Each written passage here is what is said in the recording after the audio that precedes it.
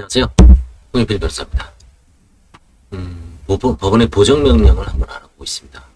이런 게 가끔 나오죠. 신청인은 다음의 소명 자료를 제출하시기 바랍니다. 영업 관련해서 과거 3년간 소득금액 증명, 종합소득세, 수입과 관련해서는 국민건강보험 자격 득실 확인서, 국민연금 산정용 가입 내역 확인서. 그 과거에 서울해상법원에는 29가지에서 14개를 줄일 때 건강보험 관련 국민연금 산정 이런 거는 이제 넣지 않았었죠. 근데 이제 제가 이렇게 관제인하면서 보니까 그 구조공단, 원유 구조공단을 통해서 들어오는 경우는 이게 반드시 붙어 있더라고요. 그래서 이게 이제 왜냐면 기록을 두껍게 하는 요인이 되는데, 그래서 이제 이걸 왜 내냐 했더니 안 내면 판사님이 보정한다 그러더라고요. 네. 그래서 이게 이제 개별 판사들마다 이런 걸 또 보정하신 분이 있구나. 그 당시에도. 그래서 이제 14개에서는 이거는 이제 공식적으로는 뺐죠. 그 다음에 소득금액 증명은 있죠. 그 8대, 세무서의 8대 서류, 폐업사실 증명, 사업자 등록증, 뭐 휴업사실 증명, 그 다음에 소득금액 증명, 납세 및 체납사실 증명, 그 다음에 부가가치세 표준 증명, 부가가치세 면세사업자 증명, 그 다음에 재무제표 증명. 이렇게 다 8가지를 할 때 소득금액 증명이 있었죠. 근데 이 수입과 관련해서 이거는 이제 이 사람이 과거에 혹시 직장 취득이라든가 아니면 지역 취득에서 그 건강보험이라든가 국민연금을 어느 정도 냈는지 그런 거를 이제 추적을 하려고 이제 요구하는 거죠. 근데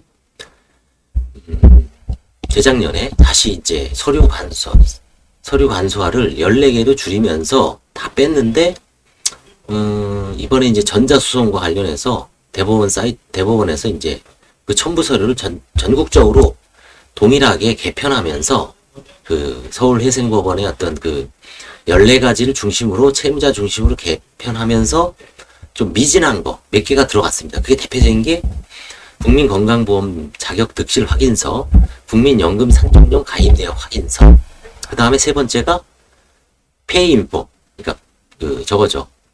통합 계좌 관리 서비스 조회. 그거는 이제 과거에 뭐 제 그 동영상을 보시면 알겠지만 2010년, 11년 때부터 이제 계속 누누이 얘기했었죠. 그렇죠? 근데 공식적으로 첨부 서류에서 요구한 적은 없습니다. 그냥 개별적으로 뭔가 좀 의문스러운 채무자에 한해서 딱 타켓을 정해서 이거 해와라. 그렇죠? 근데 이제 그게 일반화가 된 거죠. 그래서 지금은 아무 금융기관에 가면 다 발급을 해주죠. 뭐 심지어는 이제 제2금융권, 제3금융권, 증권회사까지 뭐 해오라고 하기도 하죠. 주식 투자 실패하신 분들은.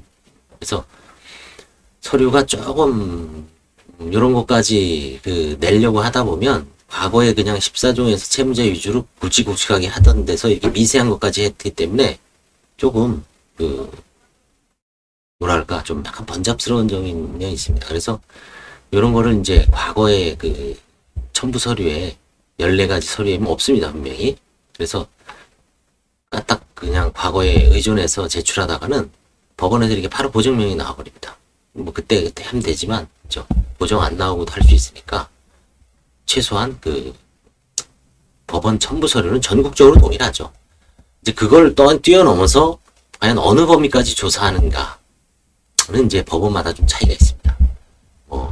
일부 법원에서는 그걸 싹 무시하고 이제 관제인 선임 때부터 그 법원 고유의 어떤 서류 목록을 쫙 제출하라고 하죠. 배우자, 부모, 자녀까지. 그죠? 그 제출하는 것도 뭐 주민등록 초본까지 요구하는 경우도 있고, 그 다음에 뭐 보험 가입 내역서까지 요구하는 경우도 있고, 그 다음에 뭐 세목별 과세증명서는 당연하고 지적전산 자료는 당연하죠.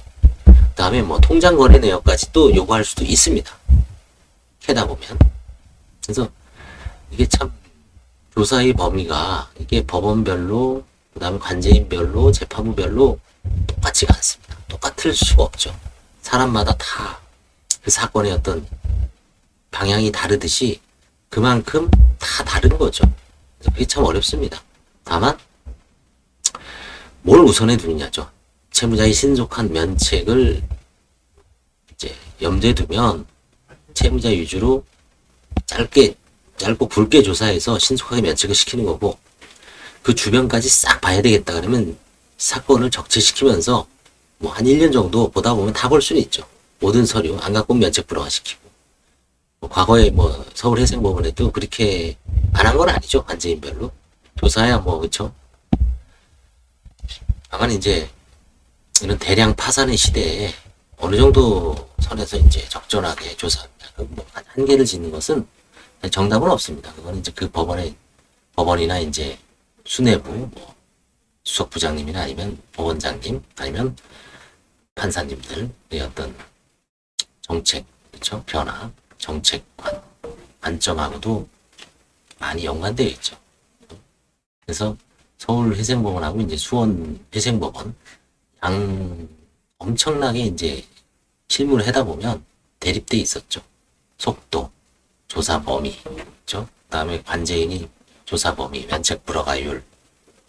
회생은 뭐 제가 잘 모르겠습니다. 개인 회생은. 근데 개인 파산만큼은 뭐 직접 현장에서 경험해 본 바에 의하면 많은 피부로 엄청난 차이가 나죠. 엄청난 차이가 납니다. 어느 게 더 우월하다라고 뭐 많은 면책을 바라는 측에서는 서울해생법원 실무가 맞다. 근데 이제 파산 면책에 대해서 부정적인 시각을 가진 분은 수원해생법원의 수원법원 이제 오늘부터 이제 수원해생법원이 개원했습니다. 개원하죠. 오늘 3월 2일. 서울해생법원은 2017년에 개원했죠. 6년 정도. 6주년입니다. 오늘. 수원하고 부산은 올해 개원을 하죠. 그래서 앞으로 뭐 정책이 어떻게 변할지는 한번 이제 지켜봐야 되겠습니다. 감사합니다.